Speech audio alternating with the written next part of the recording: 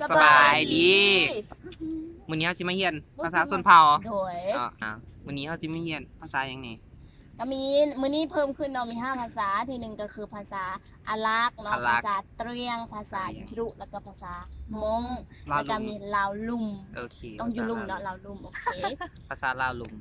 น้ำคลองโอเคสำหรับข้าพเจ้าเองเนาะชื่ออนุราชสุนิมนวงศ์เนาะเป็นผู้ดำเนินรายการมื้อนี้เอ้ยสลอต่อมาเฮ้ยใครมึงสบายดีชื่ออเล็กเด้ออเล็กเด้อสบายดีซื้อติ๊บเด้อตีบเด้อสบายดีซื้อบุญมีเด้อสบายดีซื้อปลากู้สบายดีซื้อจินดาเอ้ยลายขึ้นลายแล้วเอาจะเรียนกับซับพื้นฐานก่อนเนาะแม่นเอาข่อยคอเขาเห็นหมดขึ้นกองเอาเป็นพื้นฐานเลยเบสิกเฮ้ยกองรักอยู่นี่หมดขึ้นกองซื้ออย่ามันเป็นข่าวหมดนี่นะขึ้นกองอย่างวะโอเคมามาเอาซับพื้นฐานก่อนโอเคเนาะเอาคำมาข่อยกับเจ้าก่อนเอาค่อยกับเจ้าเฮามาเรียนหลายๆภาษาเนาะเริ่มจากเผาตะเลียงก่อนเนาะว่าค่อยกับเจ้าสิร้อยจังได๋เผาตะเลียงงับคำว่ากลางเผาตะเลียงถ้าว่าค่อยกันแบบว่าถ้าสิว่าสบายกันได้ข่อยแม่นเจ้าสินะอย่างค่อยแม่นเจ้าเอาคันเจ้าเป็นไม้ไม่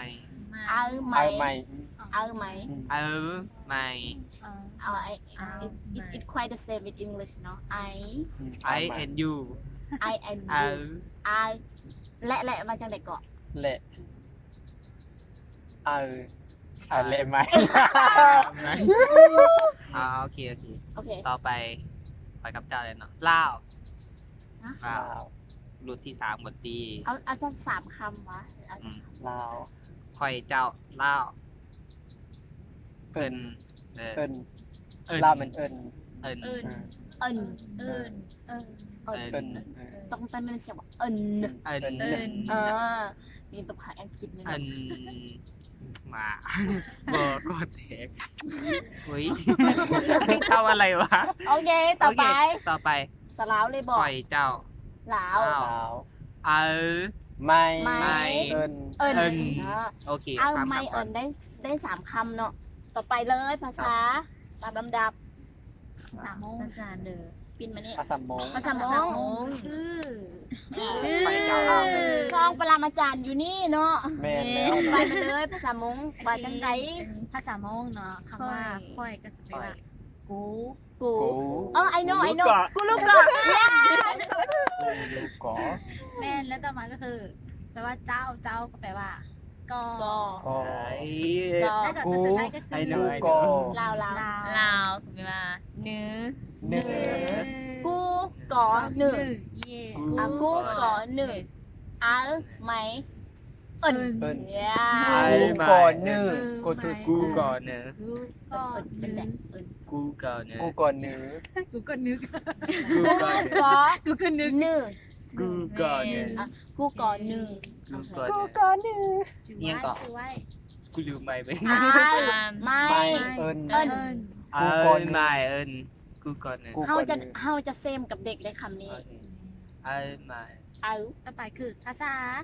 อารักเนาะแต่ว่าจะคล้ายตะเลียงเลยเพราะว่าค่อยพูดภาษาเด็กอยู่แล้วเนาะมันคล้ายกันแต่เด็กก็จะเป็นเสียงจะยาวไปนิดนึงคำค่อยก็ได้ก็ได้แล้วก็ไม่แล้วก็อันนี้ตะเลียงไตอันนี้ตะเลียงตะเลียงนั่นดักจึงตะเลียงแท้อันนี้ดักจึงตะเลียงปลอมตะเลียงเทียมคือกันเลยโอเคตอบมาพบกับทานยุรุภาษายุรุคือค่อยแปลว่าอายคือกันนี่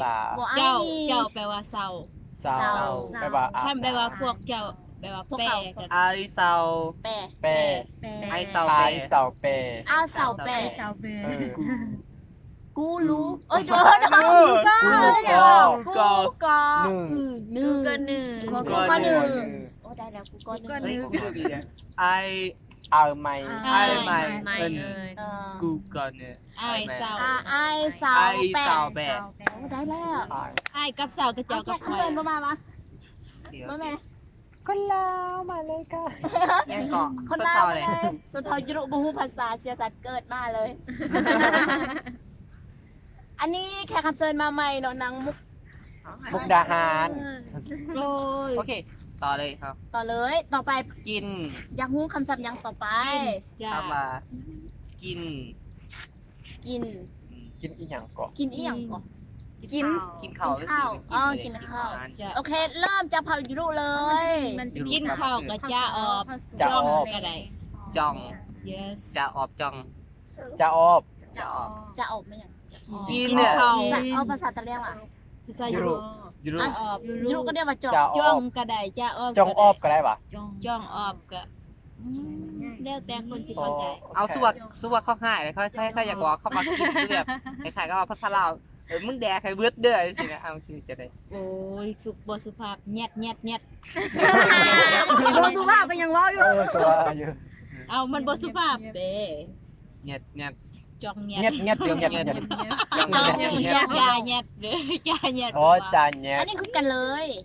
คือกัน อันนี้ภาษาจะกระจ่องคือกัน จ้อง จองเด้อมาตามาตาเห็นบอกภาษาตัวเองเลยนี่นะ เออ เมื่อจองเด้อ จองเด้อ มา มากิน ได้ ข้าว กินข้าว จ้องเด้อจ้องเด้อ จ้องจ้า พูดจองเด้อน้องหมอ จ้องอยู่ฟ้าเด้อ น้อง น้อง หม ม อ อ ชิโน่ก็ไปกินแล้ว มาเจ้านี่ ว่าภาษา in English กินอย่าง มากินข้าวสิว่าจังได๋มาอีลัน คำเฮีย คำเดียวคำเดียว ข้าวเมียข้าว เขา เมีย เรียกทำไมอีด โอเค อุด ภาษาข่อยก็สิเป็นกินหั่นแหละ ภาษานี้ภาษามง ภาษาหมู่ก็ น้องมอ น้องหมอ จิโน่ กัจจิโน จีโน่แค่ไป จิโน่แต่ก็ค่อยจะมากินตลอดจิโน่ จิโน คิดว่าส่วนแซ่บ เอ้ยมาเจ้า เผาตะเลียงเผาเตรียง ตะเรียน โอ้ย อ๋อ อยู่ได้เลยอยู่ใจข้างกันลงไหลเลย ยังก่อกันมัน ภาษาตะเลียงก็คือแบบว่าถ้ากินข้าวเนาะจ่าทราย จ่าทราย หรือว่าชาทราย ชา ชาแต่ส่วนใหญ่เขาจะมักเอิ้นว่าชาทราย ชาทราย ชาทราย มันมี ใช่มัน ชี ก็บ่คือกันแล้ว มันมีชีเอสได้เลยมันนะ ชาทราย ชา ชาทราย จ้าสาย ทรายชาทราย โอเค ชาทราย ทบท ชา วน ทราย กันเนาะอันนี้แมนอย่างก็จองเด้อ จอง จ้า จะเอิบ จ้าออบ จะออกจะออกอันนี้ก็จองคือกัน คือหัวจะออก อันนี้กินข้าวอีดอันนี้ อีด น้องหมอกินข้าวคือกัน ชาทราย ชาทราย ชาทราย ชาทราย เอาเข้ามานอนมั้ย นอน โอ้อันนี้ต่างแน่นอน กุยเงิน ฮะ คุยเงิน กุยเงิน กุยแง่น กุยเงิน กุยเงิน กุยเงิน คุยเงินกับเจ้าน อน กุยเงิน คือกัน นอน กุยนอนกับเจ้า เออน อนกับเจ้า ไอกุยเรนเสา ไปนอนกับเจ้า ไอกุยเรนเสา ปะ อย่าฟ้าเลยยังบ่แล้ว ยังบ่มืด ยังบ่มือ ยังบ่มือเด้อ โอเคต่อเลย ภาษาอาหรับ ภาษาลักจะบ้าเตียก คุยเงิน เตียก เตียก เตียก เทคอแนบ คือกับเตียกอ่ะ เตียกบ่แม่นเตีย เตียก ช่างเตียก ภาษาอังกฤษกับสลีป มันมีแบบบ่เห็นก่อนเลย เป็นเตียกอ่ะ กองกัน โบแม่น สองข้อ เตียก ภาษาปะโก้ ภาษาค่อยว่านอนไปว่าปื้อ ปื้อ ค่อยจากนอนค่อยจากปื้ เตียกซาปื้อ กูสา ซาซาเป็นระยะ ภาษาสวยปืน กูซาปื้นะ ปื้อกูสาปื้อ แม่นแล้ว กูซาปื้ ภาษาเพิ่นนี่ ซักไปกันนอนสบายนอน ซามุกสลีฟ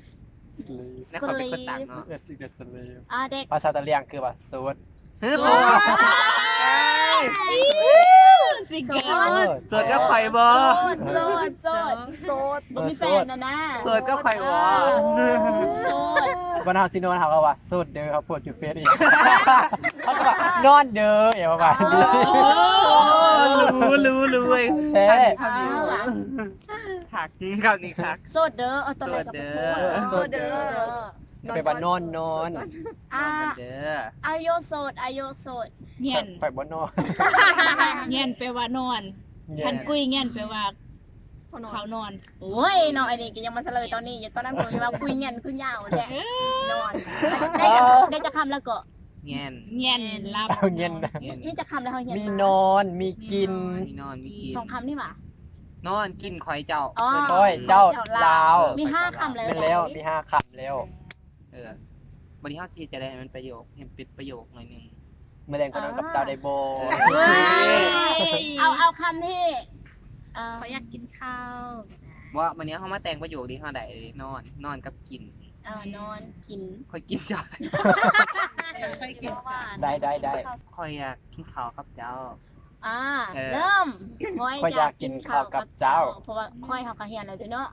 เดี๋ยวคอยสิสตาร์ทก่อนก็ได้ บนนี้ เพิ่นก็ได้ ไม่เอียนคิดบอก อายมึง แม่สมองให้เบอร์อยู่นะอายมึงจองไรเศร้า ฮะ อายมึงจองไรเศร้า มึงว่าดีบ่ว่าเป็นกับมึงว่านี่ อายมึงจองไรเศร้า ค่อยก็คิด ไอ้จังเรนเจ้า อายมวน ไอ้งวนจอง ไรเศร้า เรนเจ้า เร่งแบบ ไปทำเมเดี๋ยวค่อยก็คิดกันค่อย ไอ้บุญจังเร่งเชียว มึน อายมวน มูน มวย จังเร่งเชียว เร่งฉับยังไม่เร่งภาษานี่นะมันยากแค่ ก็มีตัวเรียนรายแต่ว่า เนี่ยก็เลย มุนจังเร่ง ไอ้จอง มุนจงเรนเสา ก็ได้อยู่แต่ก็บอกคนเข้าใจ ก็เข้าใจ ภาษาลักมันนี่นะ ภาษาลักเนาะว่ะแม่นบอกชังจองยองไม่ อายซองจองยองไม่อายซองจองยองไม่ ช่างแปลว่า ทาง อายซองจองยองไม่ ช่างแปลว่ายากจองแปลว่ากินข้าวย่องแปลว่ากับไม่แปลว่าเจ้า ไม่แปลว่าเจ้า ช่างจองยองไม่ ช่างจงยงไหม ยองไม่ ลืมของมันมีแล้วเนี่ยก็ยืนแต่ของมันมีเร่ง เรนเสา อายมึงจองไรเศร้า มุนจงเรนเสา ไอซังจอง ยังไม่ อายจองยองไม่ โอเคปักตู้มา สารนอหมอนทก็ กูสา โนมอนอโกเดี๋ยวกู กูสานอมอลอก็ ยอ ดอ ดอกก็ ดอ มั่วมั่ว กูสานอมอดอก็ จะไปจะเปล่ากูลืม สารนอหมอ ดอ ดอกก็ กูสาน อ หมอ ดอก็ ดอแปลว่ากับ แม่ ดอแปลว่ากับ กูรู้ก็ ก็แปลว่าเจ้า ก็แปลว่าคอย ก็เป็นเจ้า เจ้า เจ้า ลืมไม่ค่อยทบทวนก่อน กูสา กูสานอหมอดอ จอ ก็ กูสานอ ยินเดอยินเดอ โอเคกูจื้อแล้ว ภาษาลาว สลาว ใครอยากกินข้าวกับเจ้า คอยอยากกินข้าวกับเจ้า ใครอยากกินข้าวกับเจ้า I would like to have lunch with you คันแฮมดินเนอร์บ่ได้ป่ะ have dinner ตอนนี้ดินเนอร์ค่ะ ไม่แล้ โอ ว เคมาภาษาตะเลียง ระบายคือภาษาตะเลียงเนาะคอยอยากกินข้าวกับเจ้าก็แปลว่า คิดออกแล้วป่ะ คิดออกแล้วอิชาทรายประไม อายอิซาบราไม จ่าทรายประใหม่ จาแปลว่ายา บราไม ประไม บรา ประ ไม ประแปลว่ากับ บราไม กิน ไม่แปลว่าเจ้า อายอิซาบราไม จา อีจ้า อีแปลว่ายาก อยาก อิชาทรายประไม จ่าทรายประใหม่ อีจะใส่ปะไหม มีแต่ภาษานี้เลยเขาบ่ได้วิญญาณเลย โกรเดินได้ยัน บันนี้เขาคำว่ากินน้ำ กินน้ กินน้ำ ำโอ้ กินข้าวแล้วกินน้ำล้างมืออ้าววะกินน้ำล้างมือ กินน้ำคือกิน ตา น้ำ เกะ กินน้ำน้ำ ตาเตยตัวเตย ว่า เอากินข้าวแล้วกินน้ำหลังมือ บอว่าเนี่ยวันนั้นเอาแต่กินน้ำคือน้ คำนี้ภาษากุมุกุได ำเอาค่ะ กุมุมันได้มันวะ เอือกอม เอื้อก โนเอือกอมกินน้ำเอือกแปลว่ากินอมแปลว่าน้ำ เอือกอม เอือกอมภาษากุมุ โอเคภาษาพ ภา ม่ ษาจิรุ ภาษาจิโร่มา อกดัก อกดา อกดัก อกดา อกดาอกเขา ดากอันเดียวนั่นมาคือกัน ดักน้ แม่น อลัก ดักอันละก็จะเป็นจอก ยกดาบ ยกดาบ ยกดาบ ดักกัน อังกฤษ คือกันนะ จ้ะ อันนั้นกระดากวะ นั่นแม่น ดาก อกดาบ อกดาบ ยกดาบ ภาษาอังกฤษมันยังเกาะ อกดา Drink ดิ้งวอเตอร์ ริงดาบ ยิง วะ บอ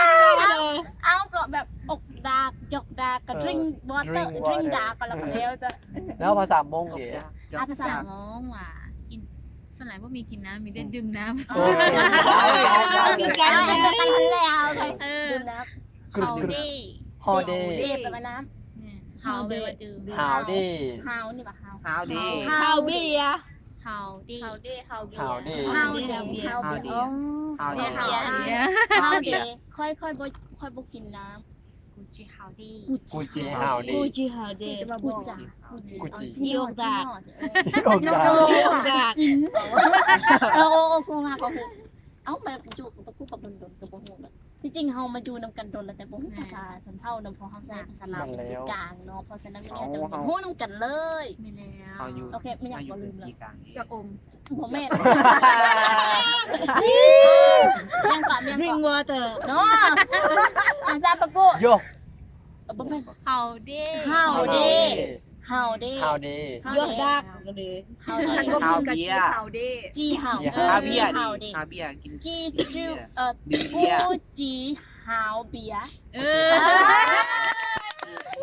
ฮาวเบียร์ อุ้ย กูจีฮาวเบียร์ มา จริง แสดงว่าข่อยบ่ กู กิน ฮาว เบี เบี ย ย ร์ ร์ แม่กูจีเฮาเบีย มันกินเบียร์มาแล้ว กูเฮาเบียวะ กูฮาว กูเฮาเบีย โอ้กูฮาวติดเลย เฮา สิ เบียร์เท่กินเหนียวไป กูฮาว ค่อยมากินแล้วมันกินมาเล่นไพ่อะไรนะ กูฮาวเบียร์ อ่า กินข้าว ขอกินข้าว ภา อ่ะ ษา ทบทวนที่ ว่ายัง อย่าง บ่ ไม่ ฮอด ได้ว่า แน่ ลืม ถามมูนี้ เศษดาก เฮ้ยเสร็จอ่ะ เศษดาก ถ้าคือกันอันนี้ดักเบิดเลยจึงบอกว่าให้นี่บอกว่าดริงดักแล้วก็เลวไม่ต้องว่า เสร็จดาก ดริง เศษดาก อกดาก ยอก ยอก ยอกดากอมดาก อกดาบอกดา เลือกอมเนี่ย เลือกอม เอา เลือกดาก โน้ยบ่มี เลือกดัก ทุกคน อมเนี่ยเป็นวันนั้น วิดีโอมันยาวและ18 ภาษาคือมุ คือหมูจ้า เขาบอกเพิ่นคือมือ ทบ แท้ ทวนบ่